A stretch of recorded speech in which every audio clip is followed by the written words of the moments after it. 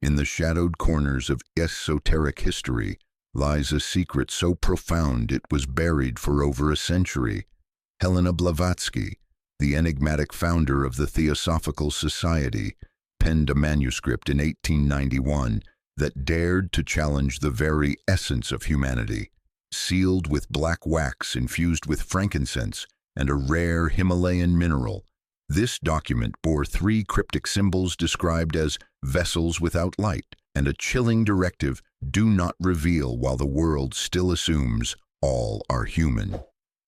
For 103 years, this text remained locked in a teakwood box, its secrets guarded by 3 keys held by separate custodians of the Theosophical Society. Only those who had attained the 7th degree of esoteric initiation could even whisper of its existence. Blavatsky's final work, dictated in her Adyar residence as monsoon rains battered the windows, was not merely a philosophical treatise but a revelation that reshapes how we perceive those around us.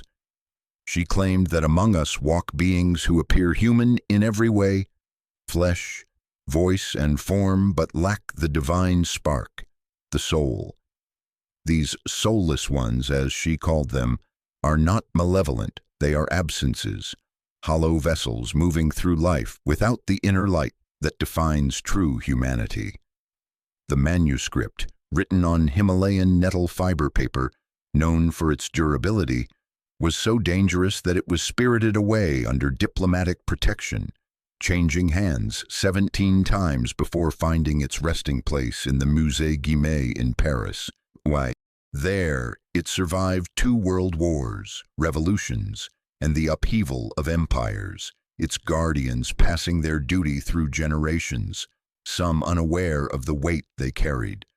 In 1994, a restorer's accidental breach of the seal unveiled the yellowed pages, her hands trembling as she described a sensation like cold static electricity and a metallic scent, akin to ozone after a storm.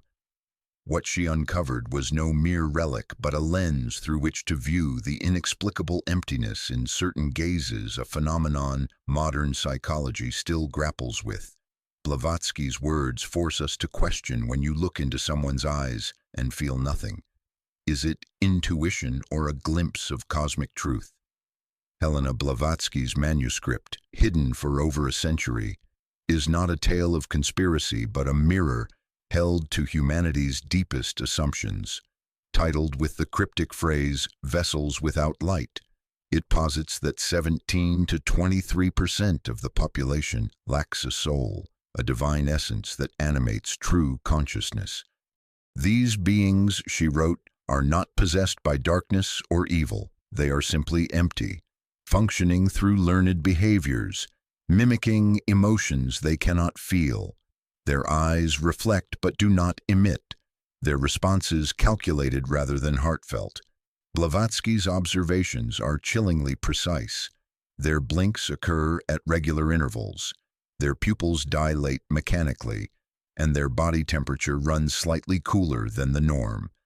In 1891, as her health faltered, Blavatsky dictated these truths to a disciple in Adyar, India, her hands trembling as she sealed the document with protective wax.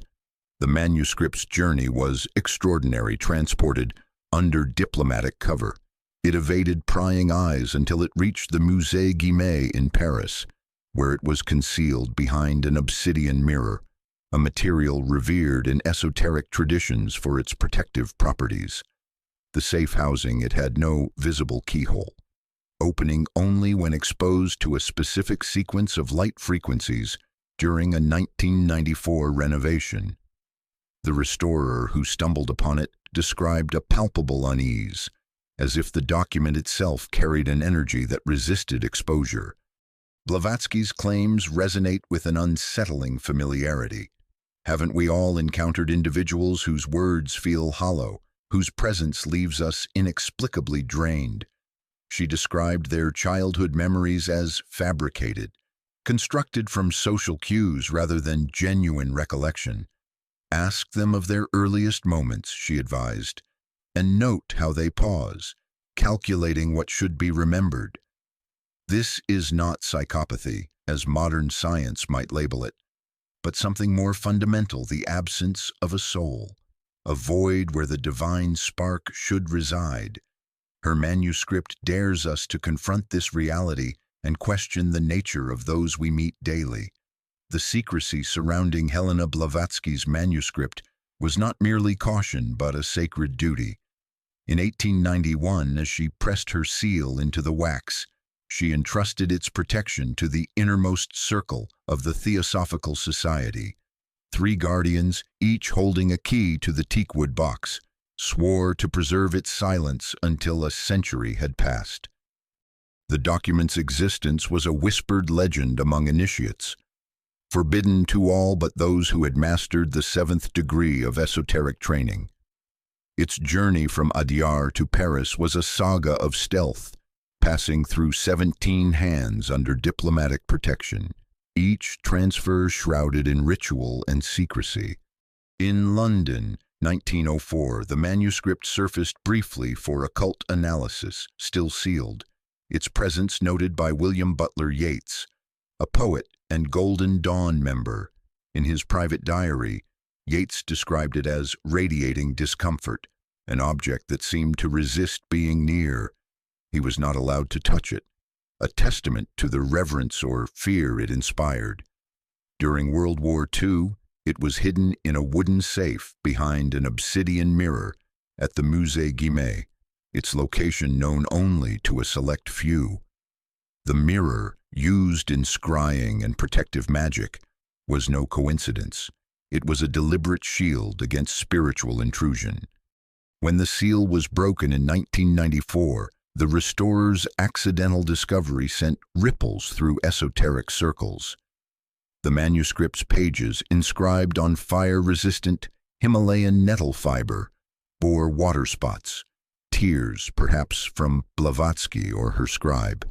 Marginal symbols, resembling Tibetan protective wards, hinted at the fear that accompanied its creation. Blavatsky's directive to conceal it stemmed from a profound concern: the knowledge of soulless beings could fracture humanity's unity, fostering division rather than understanding. Her guardians upheld this silence, ensuring the world was ready before the truth emerged. Helena Blavatsky's manuscript is a field guide to an unsettling reality: the soulless walk among us, indistinguishable to the untrained eye. She called them vessels without light, beings who mimic humanity but lack the divine spark. Her descriptions are methodical, almost scientific, cataloging traits that set them apart. Their emotional responses are flat, lacking the resonance of genuine feeling. Their appreciation of beauty is rote, tied to social convention rather than inner awe. Most hauntingly, their childhood memories are constructs, pieced together from observation rather than lived experience. Blavatsky noted physical markers. Their blinks are metronomic, unaffected by environment.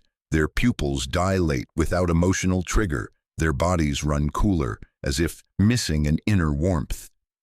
In urban centers, where mechanical life drowns out subtlety, they thrive, their emptiness masked by the noise of modernity. She estimated their numbers at 17 to 23% of the population, a figure derived from observations across 5 continents and corroborated by fellow sensitives. This is not a fringe theory, but a cosmic observation, echoed in ancient Vedic texts and medieval grimoires, which speak of shells that move as men. The manuscript's most chilling insight is their effect on others.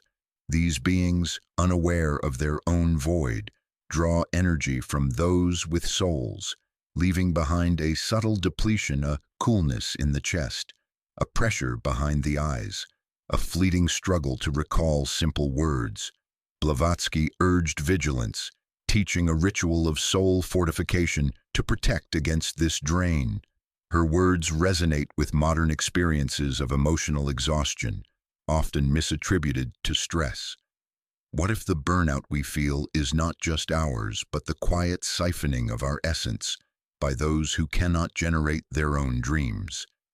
Helena Blavatsky wrote, "Are the soul's journey beyond the flesh, a nightly pilgrimage that reaffirms our divine connection. But for the soulless, sleep is a void darkness without content, rest without travel." Her manuscript devotes an entire section to this phenomenon, detailing experiments conducted in 1890 in India. Using primitive electrodes of copper and zinc, Blavatsky and her assistants monitored the sleep patterns of suspected soulless beings. The results were stark. No rapid eye movement, no facial twitches, no evidence of dreaming. When awakened, these subjects reported nothing, not even the vague awareness of dreamless sleep. Their breathing remained steady, their bodies in mechanical rest, recovering physically but showing no spiritual activity. Upon questioning, they fabricated dreams, borrowing from books or overheard tales, their responses calculated rather than recalled. Blavatsky's galvanometer, a crude precursor to modern EEGs, recorded flat brainwave patterns, a silence where the soul's echo should have been. She concluded that dreams are not mere neurological noise but evidence of the soul's persistence, a truth the soulless cannot access. This observation finds eerie echoes in modern science. In 2018, University of Wisconsin researchers documented rare cases of individuals lacking REM sleep, their nights described as darkness without content, labeled a neurological anomaly. These cases align with Blavatsky's claims, suggesting a deeper truth. For those with souls, waking brings a momentary disorientation as the spirit reintegrates. For the soulless, it's a simple switch from off to on. This absence of dreaming is not just a curiosity, but a window into a profound cosmic divide, one that challenges our understanding of consciousness itself. Helena Blavatsky's manuscript is not just a warning, but a manual for spiritual survival. She described a ritual of soul fortification to shield against the energy drain of soulless beings. This 12-minute practice, performed at dawn facing east, combines a 4-4-8 breathing pattern.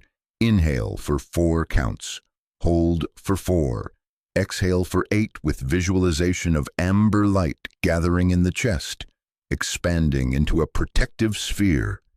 This sphere, mentally maintained throughout the day, must be refreshed when encountering a vessel without light.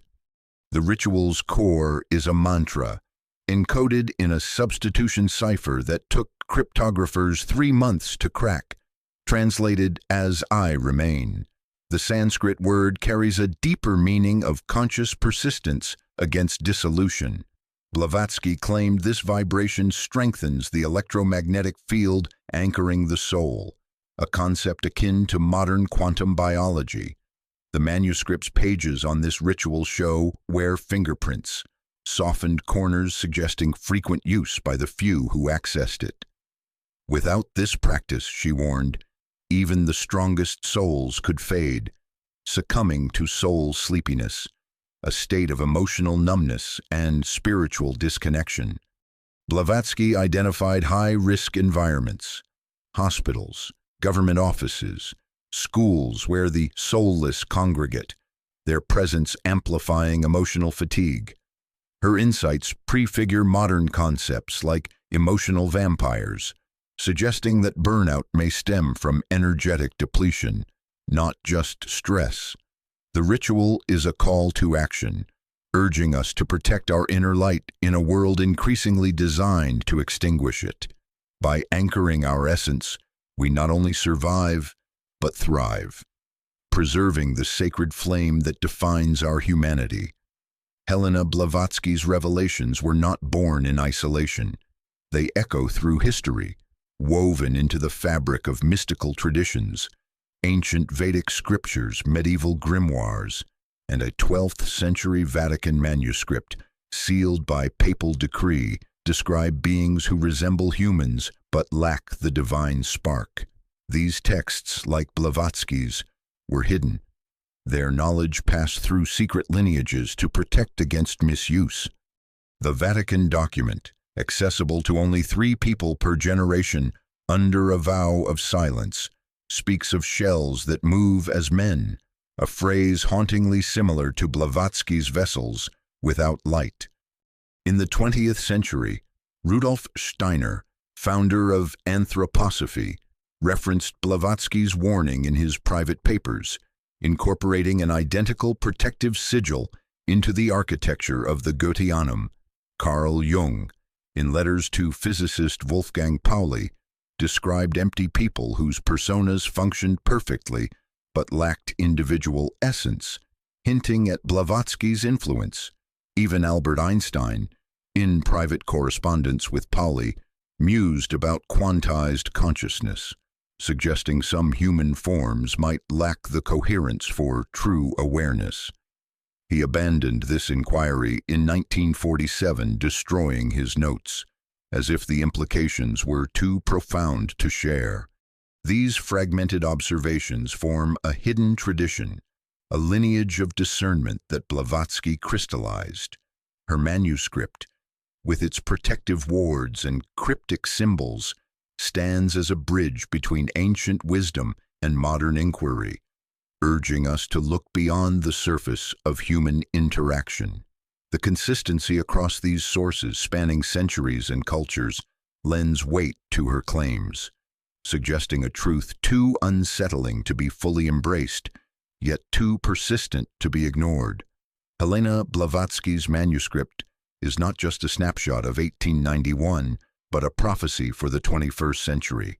She foresaw a world where material values would dominate, creating conditions less favorable for soul embodiment.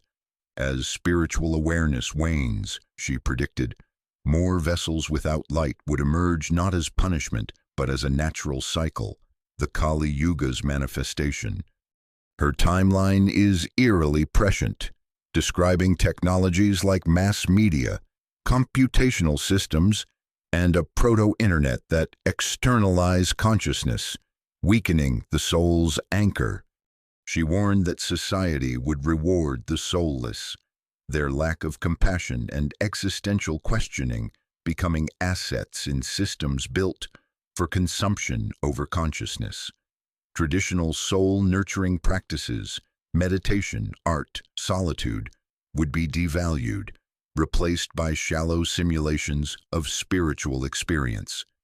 This reads like a blueprint for modern life social media personas, emotional detachment, and burnout culture. Blavatsky's description of people constructing artificial identities based on external validation mirrors our digital age, where authenticity often yields to performance. Her call to action is urgent: strengthen your soul or risk extinction. She advocated daily practices, exposure to nature, creative expression without audience, periods of solitude to preserve inner light. These are not mere rituals but survival tools in a world that incentivizes hollowness. Blavatsky's vision challenges us to reclaim our essence, to recognize that the exhaustion we feel may not be ours alone, but the subtle drain of a society tilting toward emptiness. Helena Blavatsky's manuscript carries a dual legacy: enlightenment and danger. The knowledge of soulless beings, while liberating, risks misuse. She feared it could be weaponized, used to dehumanize rather than discern. This concern, etched in the manuscript's final pages, explains its century-long concealment. This truth must be protected from those who would divide rather than understand. She wrote, urging compassion for the soulless, who are not enemies but cosmic necessities. The potential for exclusion looms large. In occult circles, this knowledge could foster elitism, casting the soulless as lesser rather than different. Blavatsky's call for discernment, not judgment, is a delicate balance. Her protective ritual, with its amber light and sacred mantra, is a personal shield, not a weapon. Yet history shows how esoteric truths can be twisted medieval witch hunts, modern cult dynamics making her caution prescient. For the individual, this knowledge transforms daily life. Recognizing a soulless being changes how we navigate relationships, choosing connections that nourish rather than deplete. Blavatsky suggested certain environments, flowing water, sunlight, quiet spaces support soul vitality, while urban centers and bureaucratic systems drain it. Her insights offer practical wisdom: protect your energy, cultivate intuition, and trust the subtle warnings of your soul. In a disconnected world, this is not just esoteric theory, but a roadmap for spiritual survival. Helena Blavatsky's manuscript ends not with a technique, but a prayer, a poignant acknowledgement that some truths transcend intellect. Written in her own hand, the final paragraph reads, "May those with the divine spark recognize each other in the growing darkness. May they preserve the sacred flame through conscious communion. For the age comes when light must learn new ways of shining." This is not resignation, but a call to action, urging those with souls to connect, to nurture their essence in a world tilting toward hollowness. The manuscript's legacy is a challenge. How do we wield this knowledge? Sharing it risks panic or misuse. Keeping it secret preserves its sanctity but limits its reach. Blavatsky's meditation for awakening soul potentials beyond the protective ritual offers a path forward, strengthening our connection to the divine. Her warning of a second type of soulless being, one that perfectly mimics emotion, pushes the boundaries of discernment, suggesting a future where even intuition may falter. As we stand in 2025, her words resonate with uncanny clarity. The exhaustion, detachment, and constructed identities of our age echo her predictions, yet her message is one of hope. Your soul's vibrancy allows you to sense these truths. Protect it through daily practice, selective connections, and trust in your inner warnings. In a world growing inwardly mute, the ability to hear the whisper of truth, Blavatsky's sacred flame, may be our greatest strength. Her manuscript is not a relic but a living guide, inviting us to shine brighter amid the gathering dark.